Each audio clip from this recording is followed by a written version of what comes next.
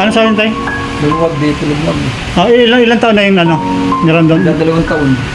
Nung tinira pa ni TV Bisaya 1. Dalawang taon, pero ngayon, unang terbe, nakaramdam na akong luwag.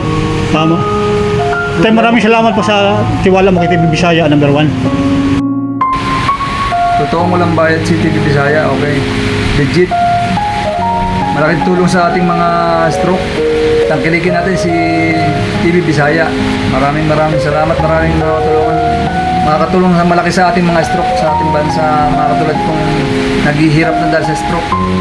Ngayon lang ako maraming nagmasahe, pero ngayon lang namasahe ng gano'n. Baka yung nagpapalawang dito. Ibig sabihin, iba yung technique ni TV Bisaya number 1. Talagang ramdam mo yung parang napaluwag yung ano ko eh. Ramdam ko napaluwag yung dito ko eh. Roldan de Guzman. Ilang taon ka na? 54 po. Ikwento mo tayo kung paano ko na-stroke. Nag-high blood po ako. Tagal na akong high blood. Binaliwala ko yung sinasabi ng doktor. Pero may gamot ako, kaya lang hindi ko naman naiinom. Biglang-bigla umaga, nag-text ako. Akala ko sila yung cellphone ko.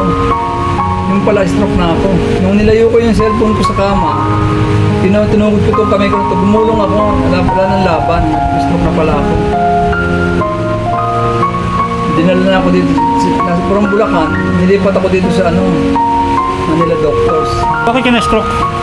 High blood. So, 180 over 140 ako eh. Tok yung ugat ko sa utak. Nag-hemorrhagic. Tapos? Pina-opera ako dito sa Manila Doctors. Saan banda? Dito po. Maganda nga yung operasyon nila, kaya lang yung ako naman yung matagal na yung mag-recovery. Hindi halatang opera Ilang taon ka na tayo? 54 na po ngayon. Ilang taon ka na na-stroke? 52. Ibig sabihin, 2 taon po akong stroke.